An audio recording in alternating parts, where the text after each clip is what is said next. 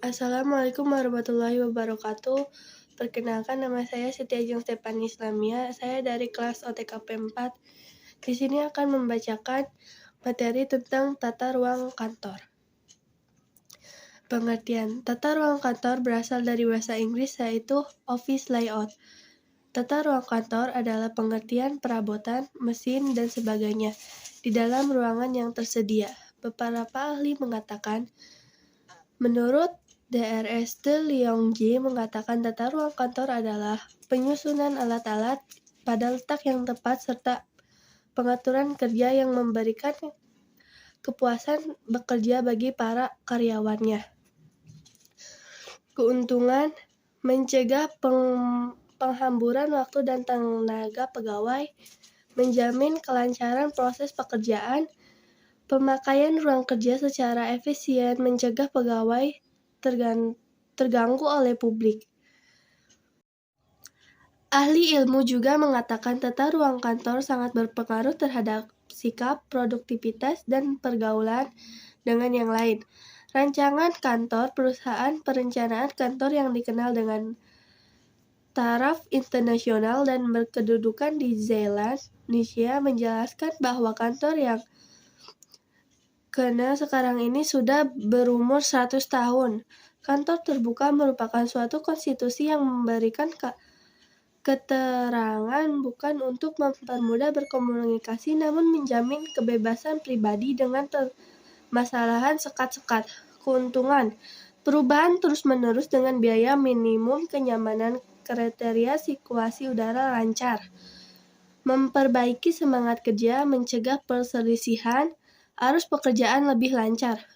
Tujuan tata letak berkantor menurut De Liongji, pelaksanaan pekerjaan kantor menempuh jarak yang sependek mungkin, rangkaian aktivitas tata usaha dapat mengalir secara lancar, kesehatan dan kepuasan bekerja para pegawai dapat terpelihara, pengawasan terhadap pekerjaan dapat berlangsung secara memuaskan, seluruh ruang dipergunakan secara efisien untuk keperluan pekerjaan. Pihak luar yang mengunjungi kantor dapat kesan yang baik. Susunan tempat kerja dapat menggunakan untuk sebagai pekerjaan dan mudah diubah sewaktu-waktu diperlukan. Asas-asas pokok dan prinsip tata ruang kantor. 1.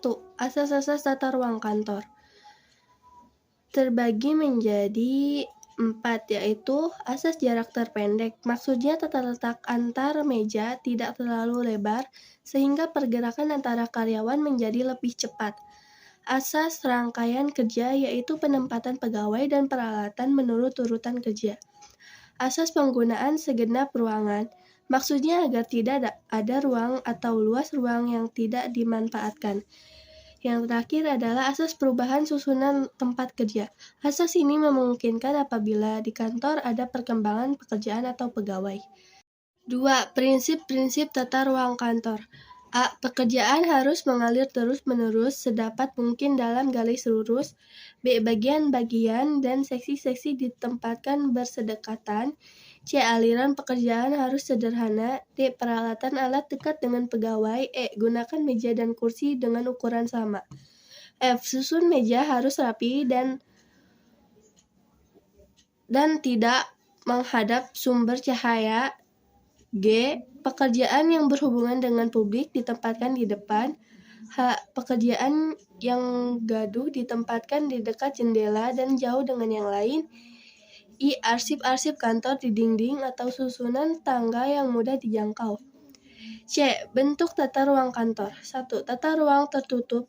Suatu ruang dikatakan terpisah atau tertutup apabila susunan ruang untuk bekerja terbagi dalam beberapa bagian. Keuntungan, moral pekerja atau sikap terjaga. Pekerjaan yang bersifat rahasia tetap terjaga, menghindari gangguan pekerjaan lain. Pemimpin lebih tenang. Kelemahan, penawaran sulit dilakukan, cahaya sulit masuk dan udara sulit beredar. Sulit melakukan tukar tempat, sulit menampung apabila terjadi perobohan alat-alat atau pegawai. 2. Tata ruang terbuka. Semua aktivitas dilakukan di dalam satu ruangan besar tanpa sekat. Keuntungan pegawai lebih mudah dan efektif, hubungan antara pegawai cepat, memperlancar pekerjaan, cahaya dan udara mudah masuk dan beredar. Mudah merubah ruangan, agak sulit menampung. Kelemahan dapat meredakan moral pekerja atau staf, mengurangi keamanan pekerjaan kehilangan kepribadian, dapat mengganggu pekerja lain. Pemimpin terganggu. 3. Tata ruang kantor semi tertutup. Ruangan terbuka yang disekat hanya setinggi 1,5 meter. Keuntungan menjaga privasi pekerja. Kelemahan, perubahan sulit dilakukan. D.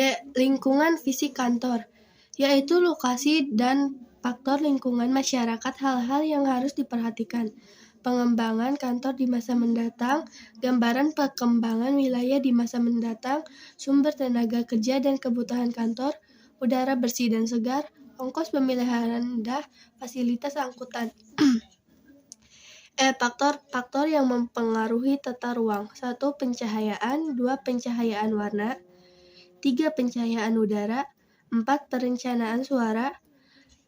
5. Pedoman dalam menyusun tata ruang kantor. 6. Langkah-langkah menyusun tata ruang kantor.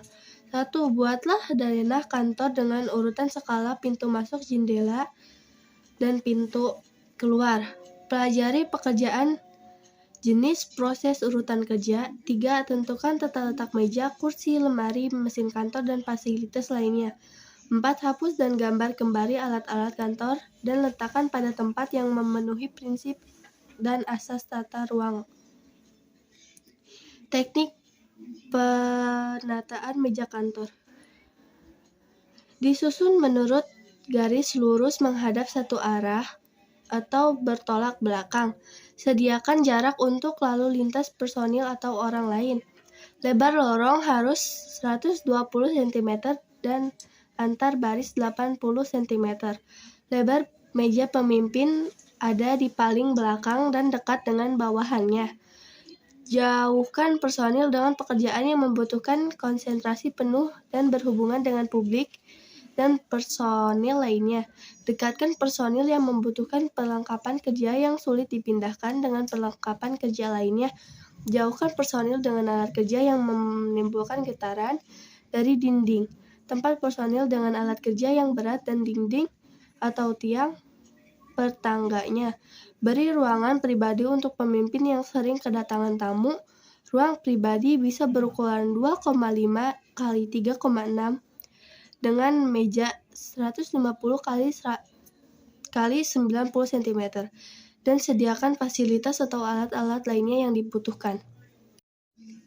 Standar ruang kantor. 1. Kebersihan. 2. Luas ruang kantor tidak boleh dijejal pegawai. 3. Suhu udara. 4. Ventilasi. 5. Penerangan cahaya. 6. Fasilitas kesehatan. 7. Fasilitas cuci. 8. Air minum.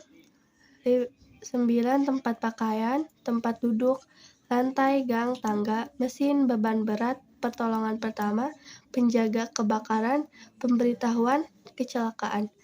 H. Merancang tata ruang kantor. Jenis atau bidang pekerjaan, penempatan banyaknya personal, pembuatan personal, pencahayaan, ventilasi, dan lain-lainnya. Tata letak. Pengertian. Keputusan penting untuk efisien jangka panjang, adapun hal-hal yang harus dipertimbangkan. 1. Ventilasi ruang, alat, orang yang lebih tinggi. 2. Aliran informasi, barang, atau orang yang lebih baik. 3. Moral karyawan yang baik dan lingkungan yang nyaman. 4. Interaksi dengan pelanggan. 5. Fleksibilitas. B. Tipe-tipe tata letak. Tata letak dengan posisi tetap memenuhi persyaratan. Tata letak yang berorientasi pada proses hubungan dan produksi, bervolume rendah dan variasi tinggi, atau job shop atau produksi terputus. Tata letak penempatan pekerjaan, peralatan kantor yang melancarkan aliran informasi. Tata letak kantor menempatkan rak-rak dan memberikan tanggapan atas perilaku pelanggan. Tata letak yang berorientasi pada produk, mencari utilasan karyawan dan mesin yang paling baik dalam produksi yang berulang. Tata letak dan desain dari ventilasi fisik masih merupakan seni, walaupun demikian, tata letak yang baik perlu menetapkan 1. Peralatan penanganan bahan seperti ban berjalan, mated stronger, and remer system. 2. Kapasitas dan persyaratan luar ruang. 3. Lingkungan hidup dan estetika. 4. Aliran informasi. 5. Biaya perpindahan alat antar ruang kerja. Sekian dari saya. Wassalamualaikum warahmatullahi wabarakatuh.